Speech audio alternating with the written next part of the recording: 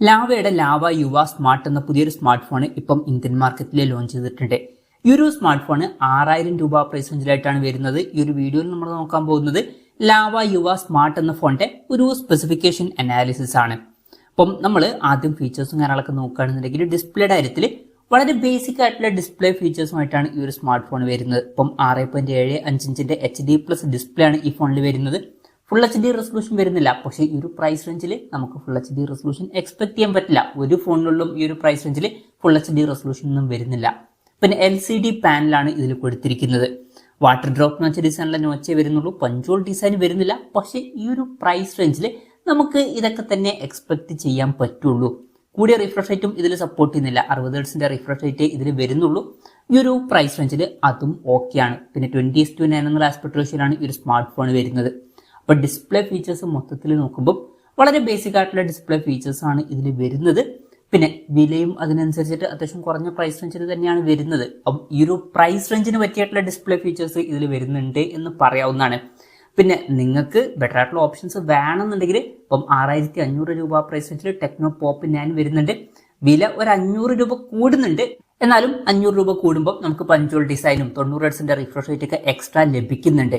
എന്ന് വിചാരിച്ചിട്ട് ഈ പറഞ്ഞിട്ടുള്ള ഡിസ്പ്ലേ ഫീച്ചേഴ്സ് ഈ ഒരു പ്രൈസ് റേഞ്ചിൽ മോശമാണെന്നില്ല. ഈ ഒരു പ്രൈസ് റേഞ്ചിന് പറ്റിയിട്ടുള്ള ഡിസ്പ്ലേ ഫീച്ചേഴ്സ് ഒക്കെ തന്നെയാണ്. പറയും ഓപ്ഷൻസ് ഉള്ളത് ജസ്റ്റ് ഒന്ന് പറഞ്ഞു എന്നേ ഉള്ളൂ. പിന്നെ side mounted finger print sensor ഇതിൽ വരുന്നുണ്ട്. ഈ ഒരു പ്രൈസ് റേഞ്ചിൽ നല്ലൊരു കാര്യം തന്നെയാണ്. ഫോണിന്റെ വെയിറ്റ് വരുന്നത് ഏകദേശം 193.3 ഗ്രാം ആണ്. തിക്നെസ് വരുന്നത് 8.8 mm ആണ്. പിന്നെ ഈ ഫോണിന്റെ ഗ്ലോസി ബ്ലൂ, ഗ്ലോസി ലെവൻഡർ, അതുപോലെ തന്നെ ഗ്ലോസി വൈറ്റ് എന്നീ കളർ വേരിയൻസ് ആണ് ഇപ്പം ലോഞ്ച് ചെയ്തിരിക്കുന്നത്. ഇനി പ്രോസസറിന്റെ കാര്യത്തിലോട്ട് വരികയാണെന്നുണ്ടെങ്കിൽ യൂണി SoC 9863A എന്ന പ്രോസസറാണ് ഇതിൽ കൊടുത്തിരിക്കുന്നത്. ഇത് വളരെ ബേസിക് ആയിട്ടുള്ള ഒരു പ്രോസസറാണ്. 6000 രൂപ പ്രൈസ് റേഞ്ചിന് പറ്റിയിട്ടുള്ള ഒരു പ്രോസസർ എന്ന് പറയാവുന്നതാണ്. അപ്പം ഈ ഒരു പ്രൈസ് റേഞ്ചിൽ തിരക്കേടില്ലാത്ത ഒരു പ്രോസസറും വരുന്നുണ്ട് എന്ന് പറയാം. പിന്നെ 5G സപ്പോർട്ടൊന്നുമില്ല. ഈ ഒരു പ്രൈസ് റേഞ്ചിൽ ഇപ്പോഴത്തതിൽ നമുക്ക് 5G സപ്പോർട്ട് എക്സ്പെക്ട് ചെയ്യാനും പറ്റില്ല. പിന്നെ ഈ ഒരു ഫോണിൽ 3 GB റാം ആണ് വരുന്നത്. 64 GB ഇന്റേണലും കൊടുത്തിട്ടുണ്ട്. മെമ്മറി എക്സ്പാൻഡ് ചെയ്യണമെന്നുണ്ടെങ്കിൽ മെമ്മറി കാർഡ് സ്ലോട്ടും കാര്യങ്ങളൊക്കെ ഇതിൽ വരുന്നുണ്ട്. വെർച്വൽ റാം എന്നുള്ള ഫീച്ചർ ഇതിൽ കൊടുത്തിട്ടുണ്ട്. അതായത് എക്സ്ട്രാ റാം വേണ്ട സമയത്ത് ഇന്റേണൽ മെമ്മറിയിൽ നിന്ന് കുറച്ച് മെമ്മറി എടുത്തിട്ട് അത് റാം ആയിട്ട് യൂസ് ചെയ്യുന്നതായിരിക്കും. അങ്ങനെ 3 GB റാം വരെ എക്സ്ട്രാ നമുക്ക് ലഭിക്കുന്നതായിരിക്കും. പിന്നെ സിംഗിൾ സ്പീക്കർ ഇതിൽ വരുന്നുള്ളൂ. സ്റ്റീരിയോ സ്പീക്കേഴ്സ് ഒന്നും വരുന്നില്ല. പക്ഷേ ഈ ഒരു പ്രൈസ് റേഞ്ചിൽ അത് നമുക്ക് എക്സ്പെക്ട് ചെയ്യാനും പറ്റില്ല. പിന്നെ പറയാനുള്ള ഒരു കാര്യം എന്താ വെച്ചാൽ നേരത്തെ പറഞ്ഞിട്ടുള്ള ടെക്നോ പോപ്പ് 9 സ്റ്റീരിയോ സ്പീക്കേഴ്സ് വന്നിട്ടുണ്ടായിരുന്നു. പക്ഷേ ഇതിൽ സിംഗിൾ സ്പീക്കർ ഓക്കെയാണ്. പിന്നെ 3.5 mm ഓഡിയോ ജാക്ക് ഈ ഫോണിൽ കൊടുത്തിട്ടുണ്ട്. ആൻഡ്രോയിഡ് 14 ബേസ് ആയിട്ടുള്ള ഗോ എഡിഷൻ സോഫ്റ്റ്വെയർ ആണ് ഇതിൽ വരുന്നത്. അതായത് പ്രോസസർ അത്ര പവർഫുൾ അല്ല എന്നുണ്ടെങ്കിലോ അല്ലെങ്കിൽ റാം കുറവാണെന്നുണ്ടെങ്കിലൊക്കെ ഹാങ് കാര്യങ്ങളൊക്കെ വരാൻ ചാൻസ് ഉണ്ട്. അപ്പം അത് ഒഴിവാക്കാൻ വേണ്ടിയിട്ട് ആൻഡ്രോയിഡിന്റെ ഒരു ലൈറ്റ് വെർഷൻ ആണ് കൊടുക്കാറ്. അതാണ് ഗോ എഡിഷൻ സോഫ്റ്റ്വെയർ. അങ്ങനത്തെ ഒരു സോഫ്റ്റ്വെയർ ആണ് ഇതിൽ വരുന്നത്. ക്യാമറയുടെ കാര്യത്തിലോട്ട് വരികയാണെന്നുണ്ടെങ്കിൽ ഫോണിന്റെ പിന്നിൽ ഡ്യുവൽ ക്യാമറ സെറ്റപ്പ് ആണ് കൊടുത്തിരിക്കുന്നത്. 13 MP മെയിൻ ക്യാമറ സെൻസർ ഇതിൽ വരുന്നുണ്ട്. രണ്ടാമത് ഒരു AI സെൻസറും കൊടുത്തിട്ടുണ്ട്. ഫ്രണ്ടില് 5 MP സെൽഫി ക്യാമറ ആണ് വരുന്നത്. ഈ ഒരു പ്രൈസ് റേഞ്ചിന് പറ്റിയിട്ടുള്ള തിരക്കേടില്ലാത്ത ബേസിക് ആയിട്ടുള്ള ഒരു ക്യാമറ സെറ്റപ്പ് വരുന്നുണ്ട് എന്ന് പറയാവുന്നതാണ്. വലിയൊരു ക്യാമറ പെർഫോമൻസ് ഒന്നും ഈ ഒരു പ്രൈസ് റേഞ്ചിൽ നമുക്ക് എക്സ്പെക്ട് ചെയ്യാനും പറ്റില്ല. ബാറ്ററിയുടെ കാര്യത്തിൽ 5000 mAh ബാറ്ററിയാണ് വരുന്നത്. ഫാസ്റ്റ് ചാർജിംഗ് സപ്പോർട്ട് ഒന്നുമില്ല. 10 വാട്ടിന്റെ ചാർജിംഗ് സ്പീഡേ വരുന്നുള്ളൂ.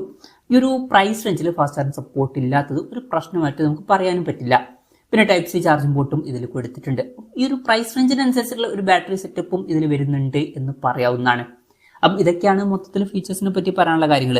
പിന്നെ വിലയുടെ കാര്യം പറയുകയാണെന്നുണ്ടെങ്കിൽ ഈ ഫോണിന്റെ വില വരുന്നത് 6000 രൂപയാണ്. പക്ഷേ ആമസോണിൽ കൊടുത്തിരിക്കുന്നത് 6299 രൂപ എന്നാണ്. ഇനീഷ്യലി ചില ഓഫേഴ്സ് ഉണ്ട്. ആ ഒരു ഓഫേഴ്സും കൂടി കഴിഞ്ഞിട്ടാണ് 6000 രൂപ പ്രൈസ് റേഞ്ചിൽ ഈ ഫോൺ കിട്ടുന്നത്. എന്തായാലും ഓവറോൾ നോക്കുകയാണെന്നുണ്ടെങ്കിൽ വളരെ ബേസിക് ആയിട്ടുള്ള ഫീച്ചേഴ്സുമായിട്ട് വരുന്ന ഒരു സ്മാർട്ട് ഫോണാണ്. വളരെ ബേസിക് ആയിട്ടുള്ള ഡിസ്പ്ലേ ഫീച്ചേഴ്സാണ് വരുന്നത്. ബേസിക് ആയിട്ടുള്ള ഒരു പ്രോസസ്സറാണ്.